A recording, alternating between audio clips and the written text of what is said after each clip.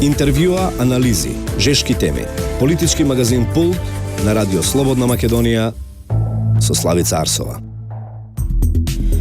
Пулт на Радио Слободна Македонија, добар ден, јас сум Славица Арсова, уредник и водител на оваа фреквенција до 12 часот. Неизвестен и особено важен ден на политичката сцена. Еврокомесарот Хан пристигна во Скопје и веќе започна со билатерални средби со партиските лидери во Пржино. Најавено е дека тетите средбите ќе траат до 15 часот, а потоа ќе биде организирана и лидерска средба. Клучно е да се дефинира дали изборите ќе останат во претходно закажаниот термин 24 април или ќе дојде до одложување на барање на ЗАЕВ. Меѓу прашањата кои се уште не се затворени се прашањата за медиумите и за методологијата за пречистување на избирачкиот список. Еврокомесарот Хан пред доаѓањето порача дека очекува сите отворени теми да бидат затворени или пред неговото доаѓање или за време на неговата посета, а изборите да се одржат во веќе утврдената рамка. 15 јануари е клучниот рок на политичкиот договор, чија имплементација е важна и за владата и за граѓаните на земјата.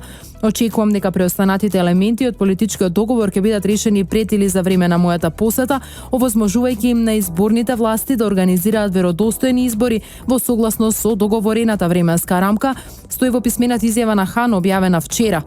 Премиерот Груевски синоќа најави депонирање на условена оставка, односно оставка која ќе се активира 100 дена пред изборите, кога и тие да се одржат. Доколку постојат цврсти гаранции за избори на 24 април, оставката на Груевски може собранието да ја констатира уште денеска. ЗАЕВ пак не даде прецизен одговор кога очекува изборите да се случат. Од неговата вчерашна пресконференција може да се заклучи дека сите очи денеска се вперени во еврокомесарот, кој ќе треба да пресече за датумот за избори. Анализата во ова издание на политичкиот магазин Пулт ја правам со аналитичарот Александар Даштевски. Со разговорот почнуваме веднаш по музичкиот вовед. Ја слушате политичката емисија Пулт на Радио Слободна Македонија со Славица Арсова. Назад сме во студиото на Радио Слободна Македонија, како што најавив за актуелните политички случувања. Разговарам со политичкиот аналитичар Александар Даштевски. Добро дојдовте во Пулт на Радио Слободна Македонија. Благодарам на поканата и поздрав до вашите слушатели. 15 јануари веќе ни се врежа на сите во главите како клучен ден на кој што ќе се знае што понатаму, дали ќе имаме избори на 24 април. Денеска во посета на земјава еврокомесарот Хан веќе би требало да се започнат и средбите со политичките лидери во Пржино. Што очекувате од неговата посета? Ќе даде ли цврсти гаранции за избори на 24 април или ќе ја поддржи тезата и барањето на опозицијската СДСМ изборите да бидат одложени? Па не случајно е дојден тој на 15 јануари, значи баш поради исполнување на последниот услов од договорот и поради изборите на 24 април. Сметам дека кога ќе стави подпис еден таков висок функционер на ЕУ, може би има задкулисни игри кога се работи за големите држави, меѓутоа ваквите договори тие ги почитуваат. Може би нема да биде строго почитуван, затоа што се жалат сега до опозицијата дека некои работи се покасно исполнети од договореното и така натаму. Јас лично сметам дека тој ќе го потврди датумот на 24. Меѓутоа и да не го потврди, тоа може да биде најкасно на 5 јули, односно јуни. Затоа што има една препорака од Венецијанската комисија дека во јули и август не треба да се одржуваат избори, бидејќи тоа се годишните одмори.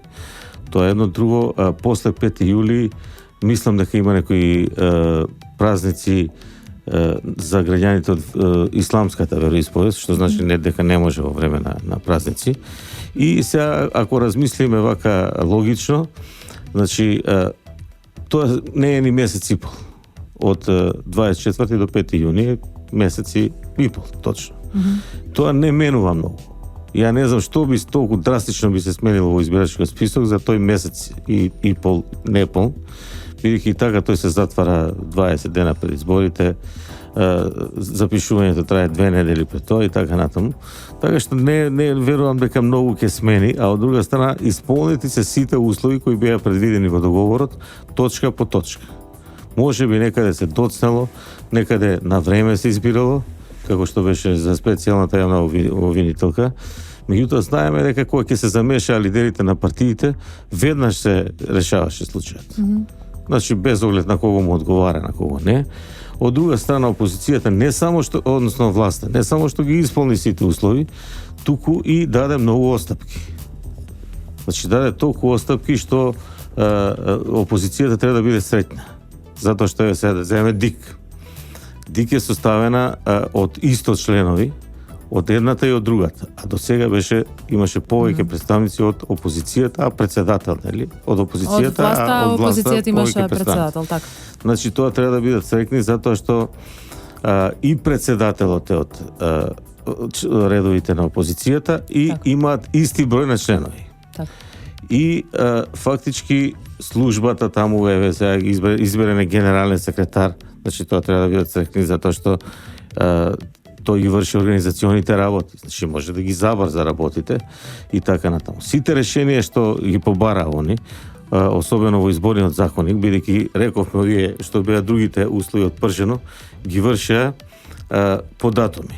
Значи специјално видителка 1 септември, 20 октомври министер технички, така. Другите министри, значи сите што беа точка по точка ги извршија.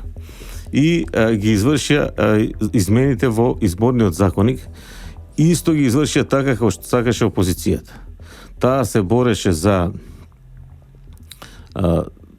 значи опозицијата, мислам, се бореше за да не гласа диаспората. Затоа што тука губеа по 3 пратеника и тоа им беше многу битно. Тоа го оправдува со тоа дека ќе се потрошат средства, меѓутоа недозволиво е една сериозна држава да не ја даде право такво на опозицијата, знаејќи дека кај нас на диаспората, знаејќи дека кај нас диаспората многу помага и финансиски. Еве сега видовме, сведоци сме, да го спомнам конкретниот пример, пред неколку дена се отвори фабрика за чипс од наш гастарбајтер од Австралија, да. Така што тоа ќе биде вообичаена пракса доколку продолжи ова да имаат своји представници, затоа што тие луѓе их се знаат, таму се отприлика, и тие им се обраќаат прво на тие луѓе, па после ги поврзуваат со нашите министри за стански инвестиции, како што се бил Павлевски, Чери Наумов, Веле Самак и другите. И тоа е најсигурна инвестиција за било која влада, затоа што, односно за било која држава, затоа што еве србите, например. Они така направија со нивната индустрија, ја продадоа на срби гастарбајтери. Затоа се смета нашата приватизација од 96-та за најлоша, затоа што ние ги продадовме фабриките на директорите, на менаџерите. И не влезе свеж капитал. Значи влезе, зема они кредит, па го купува, не знам, ајде да не кажем алкалоид, ама скопскопска пивара, имаше некои карактеристични примери, фершмит и така натаму. Така што тоа го побара СДС, тоа му беше исполнето, да не гласа опозицијата и знаејќи ги резултатите од минатите избори, сега може да нема ни еден, може евентуално еден да има и преку сила двајца. Так. Затоа што на некои континенти имаше многу, прво нема многу представништва и поради тоа нема интерес. Сега, они тогаш викаат дека еве ќе се откажеме од овој систем врата на врата за избирачките списови, ако се усвои ова решение за диаспората. Но сега повторно го враќаат прашањето за пречистувањето. Тоа е чудно што неколку месеци они не го спомнаат тоа прашање. Че не рекоа они сега изборниот законник е донес. Имале шанса да го вметнат тоа и го вметнале, тоа што го вметнале. Затоа што тоа е вметнато во членот 31, точка 28 од А до Ж. Членовите, односно алинеите. И таму точно пишува методологијата, како ќе се води избирачкиот список, како ќе се прочистува, како ќе се ажурира, како ќе се брише и така натаму. Тоа е многу важно. Се утврди методологијата, значи на таков и таков начин ќе се пишува дека им се достапни сите биометриски податоци на ДИК и дека тие може да ги компарираат, да ги споредуваат, да ги ажурираат. Понатаму пишува дека после тоа може слободно да се излезе на терен и да се провери дали е точна таа информација. Многу е важно кога зборуваме за изборниот законник дека во тие преговори помеѓу власта и опозицијата владачката партија прифаќаше буквално се. Да. Значи дури она крајно радикално барање на активна регистрација, значи да секој оној кој што сака да оствари избирачко право самиот да оди физички да биде присутен, да се регистрира, а дури потоа после извесен период да дојде повторно на гласање.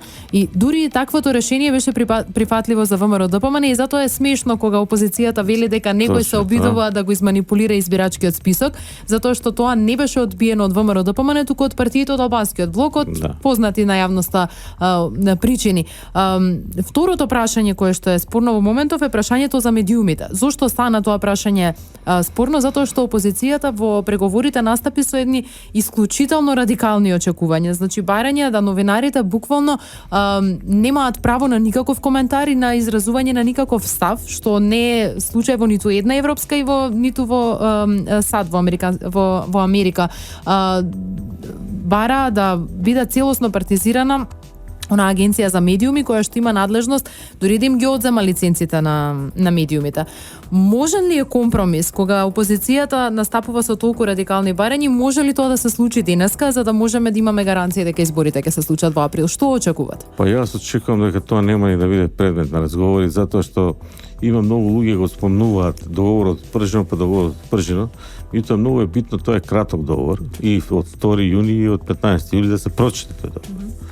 Значи таму нема ни еден збор за медиумите, посебно за менење на некакви закони или за донесување нови закони, за ставање од каде да биде директорот и така натаму, па дури ни за МРТ, која е државна и јас, например, сум застапник за тоа државната да биде пола-пола, да, мислам, со учество на опозицијата, во емисии, во рекламните... тоа е двонасочна комуникација, затоа што опозицијата многу денеска одбива присуство во медиумите. Да, и сега не може сега нешто што не се договорило, сега Хан да го каже, јас ќе кажам.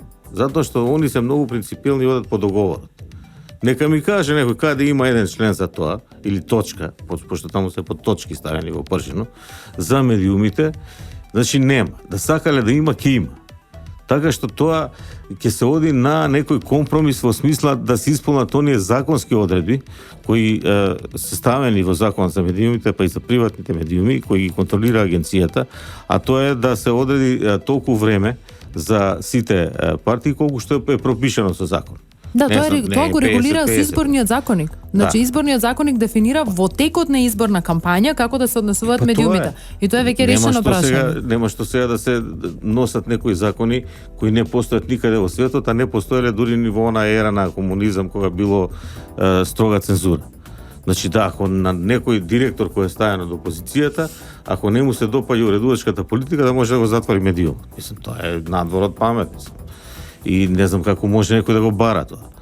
Нормално дека нема да се прифати. Така што мислам дека ќе има некое омекнување на медиумите, евентуално сметам дека можеби ќе им се даде некое место, дали главен и одговорен уредник, дали директор на МРТВ. Затоа што сега нели слушаме Горан Петрски ќе оди во Вест, па може некој да го замени. Меѓутоа на тоа ќе се сведе. Сметам дека веќе македонската телевизија веќе е многу поумерена од тоа што беше. Еве сега гостуваше лидерот на опозицијата на Канал 5, може ќе гостува и на друга опозициона и така натаму. Од друга страна, мислам дека тоа што ќе се преговара за фер плей овие денови, ќе се преговара и за овие другите што се многу попристрасни, Телма, 24 вести и така натаму, за да бидат и они на исто ниво. Значи да имаат и они гости од власта, да имаат и они емисии во кои ќе учествуваат такви кадри, за да се најде една средина. Така. Мислам дека тоа е поентата на тој дел што го пишува таму, дека новинарите треба објективно да, односно медиумите треба објективно да известуваат. Така. И на тоа ќе застане. Некаков закон или ова, тоа не е предвидено и затоа и премиерот вчера во обраќањето не спомна за тоа. Сакав да ве прашам околу обраќањето на премиерот. Сметате ли дека со поднесувањето на условена оставка, односно оставка согласно договорот од Пржино, која ќе биде активирана 100 дена пред изборите, дека практично ги матираше очекувањата на дел од опозицијската јавност, дека премиерот Груевски секако ќе се повлече на 15 јануари, па ајде дај Боже за 3 години да бидат изборите? Па тоа секогаш беше во игра и сите го коментираа тоа. Тоа мислам дека нема да се дозволи да се изведе, затоа што не беше тоа ни поентата на договорите во Пржин. Затоа се надевам дека 24 април ќе биде датумот, затоа што тие кога ќе дефинираат нешто, многу тешко се откажуваат. Значи имате вие време, они имаа време, кој ги спречувал нив уште пред договорот во Пржино да ги ажурираат списоците. Впрочем, тие што се незадоволни од изборите треба уште од 2014 без оглед што се спремале за фабриката за афери, за прислушкувани разговори и така натаму, да бараат од ДИК, тоа е должност на опозицијата, да се ажурираат списоците. Врони има прв човек на Државната изборна комисија предходна. На изборна има. Ги организира изборите во 2014. Исто толку членови имаат и од експерти, сега е друга ситуацијата. Тоа е едно. Друго, не треба да заборавиме некои работи. Дека не е ист избирачкиот список сега како што беше пред 14 години, да кажеме, на пример. Од друга страна, имаше една методологија веќе која е отврдена, не знам зошто, која спроведуваше нели Александар Новаковски, и тој кажа дека во еден дел, ја мислам дека беше малку изваден од контекст, ама во еден дел, во неколку изборни единици или во една, е прочистен списокот. Значи да се одело по тоа, можело целосно да се прочисти, меѓутоа тој список не беше таква трагедија како што сакаат они да ја опишат, а ретко кој знае, тоа може да се провери на веб сајтот на ДИК, дека 2014 имаат СДСМ и ВМРО подпишано меморандум дека избирачкиот список е добар. Тоа го гледав, они изјави дава. Дамјан Манчевски од СДСМ на сама седница на Државна изборна комисија кажа, избирачкиот список е добар. Да. Значи дека е причистен и дека е во ред. Потоа излезе дека имало 200.000 или колку кражба на гласови, односно 200.000, што е така, тоа не логично. Кој што до ден денеска не може да се каже на кој начин тоа се случило. Напротив, ние гледаме дека лични карти и пасоши биле произведувани во фабриката за афери на лица кои што биле блиски до СДСМ. Мора да се осврнам на тоа, значи можеби е малку неумесно. Меѓутоа сметам дека затоа се бараше министер за внатрешни работи, затоа се бараше претседател на ДИК.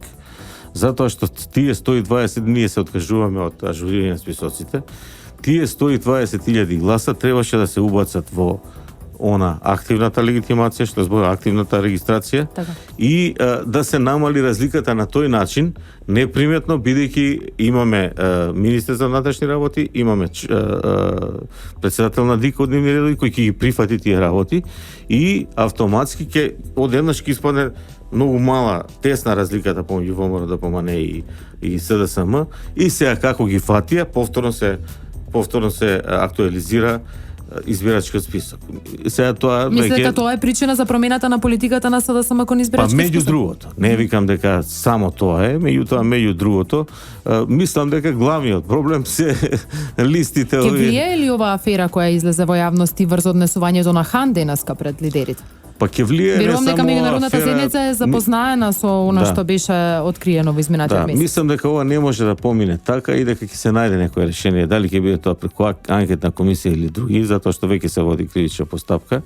И постојано се јавуваат, не само оваа афера. Ја читав синоќа на интернет, запрепастен бев кога излезе тој некој Малишева со писмо од Прилеп, и он кажува дека таа акција била организирана, планирана од нивна страна, чекале само еден момент кога Македонија ќе биде во криза, ги искористиле тие. За Куманово зборуваме? За Куманово, да. Он пишува писмо од Прилеп како одело се. И всушност во тоа писмо објаснува дека нема врска владата, не се договарале со никој, они цело време биле во контакт со населението и од Куманово и од други градови за варбување на луѓе и за почување на некоја, како да кажам, војна револуција во која ќе добијат некоја своја независност во тие делови на Република Македонија, значи северо-западна, затоа што сметале дека 14% само бил исполнет договорот, па преку 100 години ќе било Охридскиот, па преку 100 години ќе било потребно да се исполни целиот договор. Значи, и рече дека имале активна подршка од американците. Сега, ја не знам, меѓутоа он го рече. Добро, сега уште не сме виделе ни автентичноста на тоа, меѓутоа веќе во јавноста излегува некои информации дека постоела поврзаност на групава која што беше откриена во фабрикава за афери, популарно кажан, или фабрика за афери на СДСМ со терористичкава група која што оперираше во Куманово, меѓутоа еве, да кажеме дека тоа си уште не е потврдено, меѓутоа видовме дека кај нив имаше 70.000 прислушувани разговори, кои 99% потекнуваат од архивата на Зоран Заев, и исто така имаше пасоши и лични карти кои што опозицијските медиуми ги објавува, па дури ги пријавија во полиција. Потврди ли тоа поврзаност на опозицијата со групата? Мене ми е сега всушност тоа па многу чудно, затоа што сега еве да речеме има не толку е тоа транспарентно, толку е очигледно. Јас да сум се позанимавал со тоа би го открил и мене ми е чудно дури како толку доста го откри полицијата, односно јавниот обвинител. Затоа што тој така наречен Чаушот, како го викаат, значи тој бил пријател прво на Facebook, сега малку е неуместно, со Катица Јанева, специјалната јавна обвинителка, најверојатно уште пред да ја изберат, и нели таа била обвинителка на Гевгелија, значи јавен обвинител во Гевгелија. Значи обично обвинители не се пријатели со, како да кажем сега, обвинети криминалци, затоа што тој веќе имал една постапка во која заглави двајца судии кои веројатно се под притисок на опозицијата него ставале во затвор. Така што бил пријател со Заев, имало слики, имало све, и просто не ми е јасно како толку доцна го открие, затоа што тоа толку се развило, да дошло и до странски патни исправи, да дошло до сметки странски, што на Запад се толерира многу строго, и тие исправи дури гледаме се користеле таму. Па и бугарски исправи и така натаму. А од друга страна таа работа не била 3 месеци, туку 3 години. Ние знаеме прв пат кога излезе тоа во фокус, истите теписи, теписони и компјутери беа прикажани. Да, и потврдено беше дека се работи за истите пасоши кои што беа објавувани. Тука се спремало нешто поврзано со оваа афера за прислушкување, што требало да ја дотолчи владеачката партија, со оглед дека Ке се базираше ли на тоа кампањата на СДС? Не само што се базираше, него тоа сценарио течеше до пред месец дена, кога тој Љубиша Арсич ги однесе картите со цел паметка и министерот. Па после он се правеше како ќе видиме, тоа треба време, мислам дека се чекаше да поминат изборите, а да се направи штета на ВМРО. Така што тоа се некои многу ниски методи, и јас затоа реков, наместо опозицијата да се занимава со сериозни работи, со работа на терен, со работа со луѓе, со подобрување на составот свој, посебно во економскиот дел, тие и понатаму одат со тој говор на омраза, и сега ги видавме двете обраќања. Малтене премиерот да не го спомна Социјалдемократскиот сојуз со својот говор, освен дека сака да ги одложи изборите. Да. Додека повторно во говорот на председателот на опозицијата, повторно криминалци, не знам, диктатори и така натаму, некои изрази кои не знам како не приметија до сега дека само им штетат. Значи, говорот на омраза не помага. Помага затоа што овој збори, вика, ја го сега давам оставка, ќе бидам на терен со вас, сите проблеми да ги проучам, да ви обезбедам поголем број на работни места, да обезбедам повисок животен стандард и така натаму. Тоа сака народ. Не точно е дека сме се иржи, ама сакаме да чуеме. Меѓутоа, секогаш ќе го гледаме нашиот интерес. Дали ја ќе добијам плата, дали ја ќе добијам нешто од тоа што е оваа влада, а што ќе добијам па од другата влада? Нема да добијам ништо. Така што повторно продолжуваат со таа политика, и сега кога сме веќе тука, нели денеска ќе биде притисокот на одлагање на изборите. Ја мислам дека ако изборите им се дозволат се одложат до септември, тоа ќе биде уште една поголема агонија за Република Македонија, и да не заборавиме, што е најважно, повторно ќе ја продлабочи економската криза. Значи, Светска банка во пролет предвиде за Македонија 4,5 раст на бруто производ, а над 5 веќе е тоа и раст на стандардот. Поради овие случувања, излезе министерот Ставрески и рече ќе биде 3,2. Па после излезе Богов, рече нема ни 3,2, 2,9, кога беа најжестоките работи во нападите ова и во септември. Некаде во октомври излезе Богов, рече 2,9. Меѓутоа, кога видоа сите дека се стабилизира ситуацијата, дојдоа многу странски вложувања, многу инвеститори, тргнаа работите со субвенции, со продажба на стока во зголемен извоз, и успеавме некако после повторно излезе Ставрески рече дека ќе биде 3,5, што е солидно во ваква кризна ситуација. Да. Значи, ние ако не ја завршиме кризата, ако ја тераме до септември, ние можеби ќе ни падне овој процент. Што сакаме сега или да го повториме или да го зголемиме. Значи стално кога ќе доеме ние во една овој период на стабилност беше добар. Гледаме дека секој ден се отвара по една фабрика, се отвараат по најмалку 300 работни места дневно. Затоа што се ослободија тие што мислеа дека да не биде нешто. Најмногу падна вложувањето кога беше Куманово. Нормално, секој војна, луѓето што не живеат тука не знаат каде е тоа. Тогаш имаше и протести на опозицијата, кои што беа и насилни, и комбинацијата од Куманово и насилните протести, мислам дека беа буквално страшило за странските инвеститори. Општината на Струмица, сприење пред општината на Битола, фактички источна, западна, северна Македонија. Цела држава беше под притисок. Цела држава беше овде имаше спиење со месеци, така што тоа се придонесува за да ги откаже инвеститорите и за намалување на стандардот. Наместо да работиме, ние се занимаваме со споредни работи. Така што сметам дека евентуално ако дое до некој одлагање на изборите, што ја мислам дека сепак би требало да биде 24 април, дека тоа би можело да биде најкасно на 5 јуни. А еви ако ги земеме роковите. Роковите се одлагаат толку 15-20 до месец дена. Значи доволно да бидат тие работи што не се исполнети. Значи ако имала комисијата ДИК, ако имала месец дена помалку, месец дена дека ги изработи. Не, за крај само ќе ве прашам да го заокружиме разговоров со последната анкета која видовме вчера. Практично рейтингот на владачката партија е само за 0,1% понизок од она што беше лани во овој период, односно пред целата кампања со бомбите, Куманово, фабриката за фери и така натаму. Дали одложувањето ќе донесе плюс на опозицијата со оглед на тоа што рейтингот на владачката партија е во постојан раст? Да, значи рейтингот е во постојан раст, дури спрема некои анкети е изедначен со тој пред 2014 изборите, а према некои и повисок.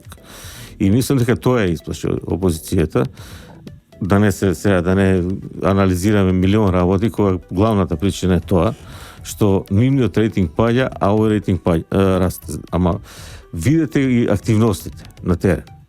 Значи, сега да кажем минатата недела да не испадне сега фалење нешто, меѓутоа тоа е факт. Премиерот беше цел ден у сабота на терен, па отиде у Вашингтон, таму имаше 3 важни средби со доајенот на конгресмените, со друг конгресмен лобист, со подпредседателот на Америка, веднаш се врати и од аеродром дојде во Велес на отварање на нова фабрика, мислам. Тоа се некои работи кои не може да останат незабележени или да не го качат рейтингот. А од друга страна, што се случува? Опозицијата прво нема волја за тоа. Они неколку пати проба и сакаат. Ќе одиме сега таму, ќе отидат на 2 места и после тоа повторно престануваат. Немаат никакви активности. А на тој начин нема да го качат рейтингот, бидејќи народот сака нешто опипливо, нешто што ќе ги увери дека ако дојдат на власт, ќе направат нешто. Значи не може само со телефонски разговори, со други некои фабрики за афери и такви некои ниски работи да се добијат избори. И на крај крајови и поради одлагањето, ова е најважно, и поради сите околности кои мислат они дека ќе им помогнат, последниот збор и завршниот збор го дава народот. Значи народот ако одлучи за кого ќе гласа, тоа нема, а веќе гледаме како се движи рейтингот, нема да никој да го спречи. И затоа може да се случи ситуација иста како 2014, па дури и полоша за опозицијата, што сите овие работи ќе ги доведе во вода и само ќе ни направи штета од 2 години ненапредување на државата поради некои банални работи. Така, господине Даштовски, ви благодарам што бевте во пулт на Радио Слободна Македонија и што ги изразивте вашите ставови и очекувања од денешниот клучен 15 јануари и посетата на еврокомесарот Хан. Благодарам уште еднаш на поканата и се надевам ќе соработуваме сега во овие жешки месеци што следат. Сигурно до изборите, кога и тие да бидат. Почитувани слушатели, останете со програмата, продолжуваме веднаш по музичката пауза. Ја слушате политичката емисија Пулт на Радио Слободна Македонија со Славица Арсова. Последна информација потврдена од собранието, премиерот Никола Груевски ја исполни последната обврска од договорот во Пржино и ја депонираше условената оставка, како што најави вчера во неговото обраќање пред јавноста. Во продолжение ќе го слушнаме неговиот вчерашен говор со кој практично го заокружи имплементирањето на договорот од Пржино, а сега останува на денешните преговори во Пржино да се дефинира и да се дадат цврсти гаранции кога парламентарните избори ќе бидат одржани. Во продолжение останете, преслушајте проследете го говорот на премиерот Никола Груевски, а јас ќе се одјавам овде од денешното издание на политичкиот магазин Пулт. Јас сум Славица Арсова, уредник и водител на оваа програма. Денеска е 15 јануари 2016 година во продукција на Трговското радиодифузно друштво Радио Слободна Македонија. Ви благодарам за вниманието. Имајте пријатен ден и следете ги информативните изданија на Радио Слободна Македонија за најновите вести и информации поврзани со политичката состојба во земјава. Како што и самите знаете и чувствувате, нашата земја е предолго заглавена во политичката криза. Минатово лето, 4 најголеми политички партии, заедно со леснувачите од меѓународната заедница, склучија договор за да ја надминат кризата. Не можам да не истакнам колку е важно да се остават проблемите зад нас, за да може народот и државата да продолжат напред, да се отворат нови работни места, да се градат училишта, инфраструктура, патишта, болници, субвенции, зголемување на плати, на пензии, да продолжи силно растот на нашата економија. Сите партии подпишаа договор што треба да ја разреши и да ја заврши кризата. Ние направивме многу компромиси. Дури бевме и критикувани дека премногу сме биле компромисни и премногу сме попуштале. Ние тоа го правевме свесно и за доброто на државата. СДСМ доби 2 министри со ресор и 3 дополнителни заменици министри. Нашата обврска беше исполнета во целост. Се одбра специјален јавен обвинител со целосни услови за непречено да работи. Нашата обврска беше исполнета во целост. Беше одбран составот на Државната изборна комисија, каде опозицијата има своја доминација и секретар, и председател од своите редови. Нашата обврска беше целосно исполнета.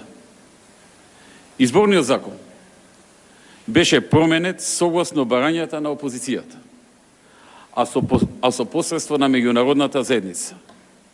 Нашата обврска беше целосно исполнета. Изборите треба да се закажат за 24 април. Сега е време да се исполни оваа обврска. За жал, неодамнешните изјави од страна на СДСМ фрваат сенка врз овој дел од договорот. Ова е јасна замка за да се држи нашата земја во заложништво, да се држи во криза, конфликтност и да се оспори правото на народот. Правото на народот да ги одбира луѓето кои мисли дека треба да ја предводат државата. Јас сум против ова кочење и против ваквото држење во заложништво на нашата држава. Договорот исто така опфаќа и времено повлекување на премиерот на 100 дена пред изборите. Навршуваат 100 дена пред 24 април, денот за кој е договорено да се одржат избори и тоа е влезено во закон. Јас стојам и за тој дел од договорот. Сакам конечно да се остави сета неизвестност, да се остават сите проблеми, конфликтност зад нас. И сакам нашата држава да оди напред и да продолжи силно да се развива. Утре изутрина, до председателот на Собранието на Република Македонија, ќе го испрата моето писмо со оставка на функцијата председател на владата, која ќе биде ефективна на 100 дена пред официјалниот датум на избори. Што значи ова за нашата држава? Прво, оваа оставка ја покажува силата на нашето убедување и верба во демократијата. Најдобрата победа над оваа валкана кампања против Македонија, водена преку најразлични методи изминатава година, односно година и пол, се чисти избори, кои нема да дадат никаков изговор никому. Такви беа изборите со кои освоивме огромна победа, огромна ќе биде победата заедно со вас и на следните избори. Но овој пат одиме со вакви потези и чекор понатаму убедени дека ова што го правиме е за доброто на државата и на народот. Македонија мора да оди напред. И ние заедно со народот ќе се избориме за тоа. Почитувани граѓани, мојата партија и јас лично се држиме до овој договор, затоа што стоиме до вас, се подпираме на вас, веруваме во вас. Ваше и единствено ваше е правото да одберете кој ќе ја води оваа држава. Вие, народот на Македонија, вие сте нашата главна потпора. И јас ова го правам за вас, затоа што верувам во вас и во вашата одлука и проценка. Вие се знаете и на вас се ви е јасно. Никој не смее да ве поценува. Вие ќе го кажете вашето мислење на следните избори. Јасно и децидно, и тоа ќе биде громогласно и убедливо. Второ, следните избори треба да означат еден нов почеток. Месеци на политичка криза и вознемирувачки случувања, шпионажи, безбедносни и економски предизвици ќе бидат за нас. Месеци на кавги, поделби, гнев, агонија, обиди за економски, политички, па и безбедносен колапс на Македонија. Но ние истрајавме заедно со вас и ќе победиме заедно со вас. Јас на следните избори нема да губам време да се враќаме на старите политички препукувања и сплетки на опозицијата. Јас имам големи планови и сериозни платформи за државната економија, раст и развој, за обстојување на патот за отворање на нови работни места и инвестиции во сите области. Ќе презентирам детална програма за да се постигнат очекувањата кои ги имате од нас. И може да сметате на мене дека ќе го исполнам ветеното, затоа што јас држам до дадениот збор. Другите може да се вплеткуваат во политика на лична деструкција, во деструктивни и непродуктивни сценарии. Но мојата програма е за тебе, за твоето семејство, за твојата работа, твоите приходи и плати и за изградбата на нашата земја, како место во кое ќе може да се гледаат вашите надежи и соништа. И конечно, овој потек ја одбележува нашата заложба да се средуваат работите, да се обстојува на зборот. И вие имате право да го очекувате тоа од луѓето во политиката, посветено и верно да го исполнуваат тоа што го ветиле и што вие сте го побарале преку вашиот глас.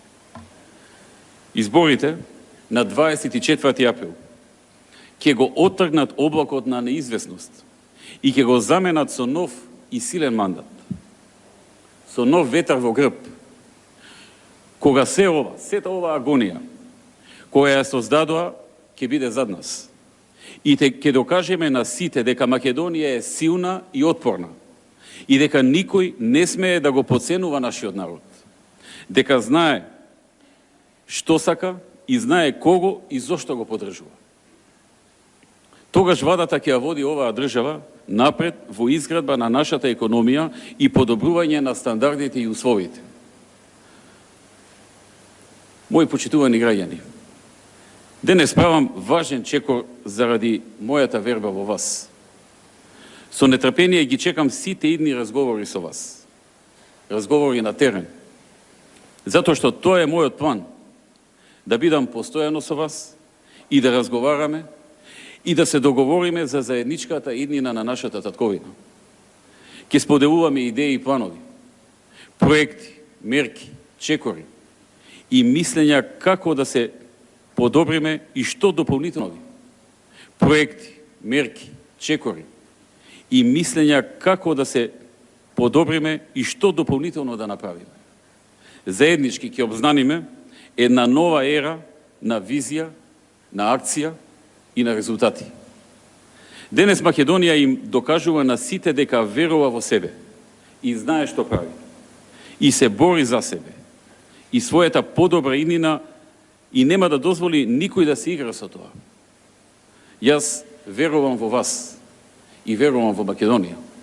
Знам дека и вие верувате. Одиме напред. Заедно, рамо до рамо, секој ден до денот на изборите кога повторно ќе застанеме цврсто. Интервјуа, анализи, жешки теми. Политички магазин Пул на Радио Слободна Македонија со Славица Арсова.